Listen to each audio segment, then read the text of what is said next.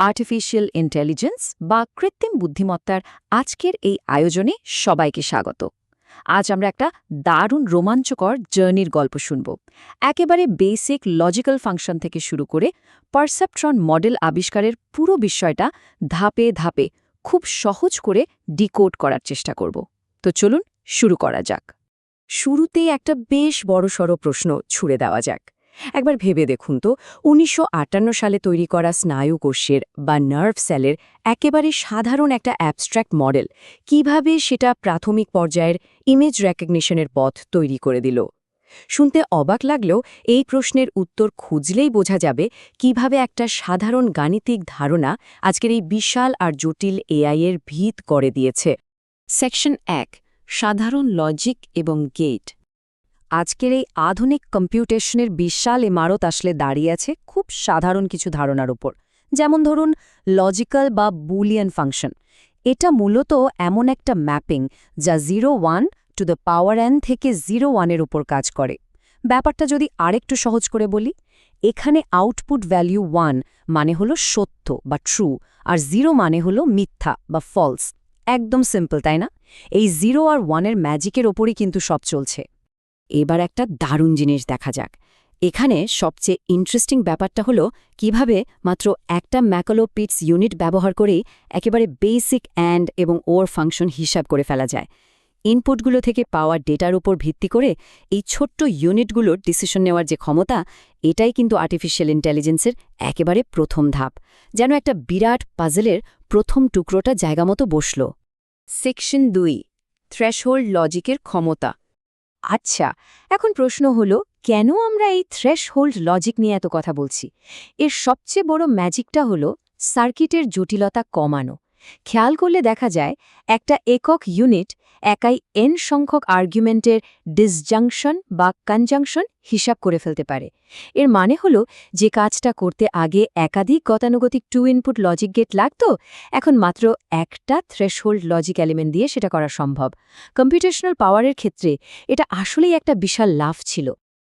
তো এই পর্যায়ে এসে মাথায় একটা খুব স্বাভাবিক প্রশ্ন আসতে পারে, বাঁ দিকের ওই পুরনো ম্যাকলোপিটস নেটওয়ার্কগুলো তো আনওয়েটেড বা ওজনবিহীন অ্যাজ ব্যবহার করে, তাহলে ডান দিকের ওয়েটেড বা ওজনযুক্ত নেটওয়ার্কগুলো কি আসলে আরও বেশি সাধারণ বা আরও বেশি কার্যকরী? চলুন উত্তরটা খোঁজা যাক। এখানে যে গাণিতিক সৌন্দর্যটা ফুটে উঠেছে সেটা দেখলে যে কারো চোখ জুড়িয়ে যাবে। এটাই সেই আহা মোমেন্ট। একটু খেয়াল করলেই দেখা যাবে 0.7 থ্রেশহোল্ডের দশমিক ওজনের একটা ইউনিট কিভাবে নিখুঁতভাবে পূর্ণসংখ্যা ব্যবহার করে একটা সমতুল্য ইউনিটে ট্রান্সফার হয়ে যাচ্ছে। দুই ধরনের নেটওয়ার্কই যে আসলে সমতুল্য বা একই রকম কাজ করতে পারে, এটা হলো তারই একদম সলিড গাণিতিক প্রমাণ। অসাধারণ একটা ব্যাপার, তাই না? সেকশন ৩, পারসেপট্রনের জন্ম। বাঁদিকের পুরনো ম্যাকালোপিটস নেটওয়ার্কগুলোর একটা বড় লিমিটেশন ছিল, এগুলোতে লার্নিংয়ের জন্য কানেকশন প্যাটার্ন আর থ্রেশহোল্ডের বেশ জটিল কিছু পরিবর্তন করতে হতো, যেটা ফিজিক্যালি করাটা খুবই ঝামেলার কাজ। কিন্তু ডান দিকে দেখুন, এখানেই ঘটে গেল সেই যুগান্তকারী উদ্ভাবন, রোজেনব্ল্যাটের পারসেপট্রন লার্নিং। এটা সরাসরি গাণিতিক অ্যালগরিদমের মাধ্যমে নিউমেরিক্যাল ওয়েটগুলো মানিয়ে নিতে পারে। এই একটা আইডিয়া পুরো গেমটাকেই বদলে দিয়েছিল। সালটা 1958। মার্কিন মনোবিজ্ঞানী ফ্র্যাঙ্ক রোজেনব্লাট দুনিয়ার সামনে নিয়ে এলেন ক্লাসিক্যাল পারসেপট্রন। আগের মডেলগুলোর তুলনায় এটা ছিল অনেক বেশি জেনারেলাইজড বা সাধারণ একটা মডেল। এর মূল কম্পিউটিং ইউনিটগুলো ছিল থ্রেশহোল্ড এলিমেন্ট, আর কানেক্টিভিটি নির্ধারিত হতো স্টোকাস্টিক বা সম্ভাব্যতার উপর ভিত্তি করে। এই যে নিউমেরিক্যাল ওয়েট বা ওজনের আইডিয়াটা যোগ করা হলো, সেটা ছিল আর্টিফিশিয়াল ইন্টেলিজেন্সের ইতিহাসে এক কথায় একটা মাস্টার স্ট্রোক। শুধু খাতা কলমের অঙ্ক নিয়ে পড়ে থাকলে তো চলবে না, এই অ্যাবস্ট্র্যাক্ট ম্যাথগুলোকে বাস্তবের মাটিতে নামিয়ে আনাটাও খুব জরুরি।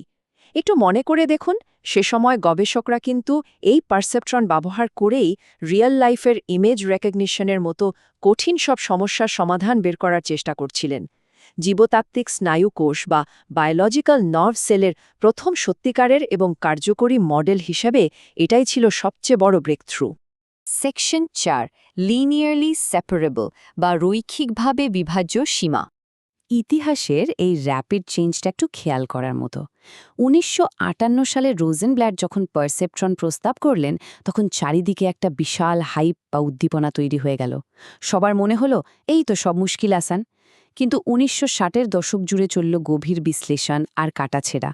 এরপর ১৯৬৯ সালে এসে মিনস্কি এবং পেপার তাদের বিখ্যাত থিওরেম প্রকাশ করলেন, আর মুহূর্তের মধ্যেই যেন পুরো সিনারিওটা পাল্টে গেল। একটা রিয়ালিটি চেক পেল সবাই। মিনস্কি আর পেপার্টের এই থিওরেমটা এআইয়ের জগতে আক্ষরিক অর্থে একটা বিশাল ধাক্কা ছিল। তারা একদম অকাট্য গাণিতিক যুক্তি দিয়ে প্রমাণ করে দিলেন যে পারসেপ্ট্রন রুল শুধু তখনই ঠিকঠাক কাজ করে যখন ডেটা সেটটি লিনিয়ারলি সেপারেবল বা রৈখিকভাবে বিভাজ্য হয়। সহজ কথায় বললে, যদি ডেটাগুলোকে একটা সোজা লাইন টেনে আলাদা করা না যায়, তাহলে পারসেপ্ট্রন সেটা কোনোভাবেই শিখতে বা ক্লাসিফাই করতে পারবে না। লিমিটেশনটা একেবারে পরিষ্কার হয়ে গেল। আসলে পারসেপ্ট্রন নিয়ে শুরুর দিকের এক্সপেরিমেন্টগুলো এমন কিছু অবাস্তব প্রত্যাশা তৈরি করে ফেলেছিল, যা মডেলটার সত্যিকারের সামর্থ্যের অনেক বাইরে ছিল। মিনস্কি এবং পেপার্টের এই কঠিন গাণিতিক প্রমাণটা হাওয়ায় উঠতে থাকা এআই দুনিয়াকে একদম মাটিতে নামিয়ে আনল। তারা একদম স্পেসিফিকভাবে দেখিয়ে দিলেন ঠিক কোন ধরনের প্যাটার্ন রেকগনিশন প্রবলেম এই মডেলটা সলভ করতে পারে আর কোনটা পারে না। ওয়েটেড নেটওয়ার্কের সীমাবদ্ধতাগুলো একেবারে দিনের আলোর মতো পরিষ্কার হয়ে গেল। তাহলে দিন শেষে একটা বড় প্রশ্ন থেকেই যায়। স্নায়ুকোষের এই একেবারে শুরুর দিকের এবং বলতে গেলে বেশ সীমাবদ্ধ একটা অ্যাবস্ট্র্যাক্ট মডেল কিভাবে আজকের এই অভাবনীয় আর জটিল ইমেজ রিকগনিশন সিস্টেমগুলোর পথ তৈরি করে দিল? উত্তরটা লুকিয়ে আছে ওই সীমাবদ্ধতাগুলোর মাঝেই। সেই লিমিটেশনগুলো বুঝতে পেরেই তো গবেষকরা আরও নতুন কিছুর সন্ধানে নেমেছিলেন, যা আধুনিক আর্টিফিশিয়াল ইন্টেলিজেন্সের আজকের এই বিপ্লব ঘটিয়েছে। বলা যায়, প্রতিটি বড় সীমাবদ্ধতাই আসলে নতুন কোনো যুগান্তকারী আবিষ্কারের প্রথম ধাপ।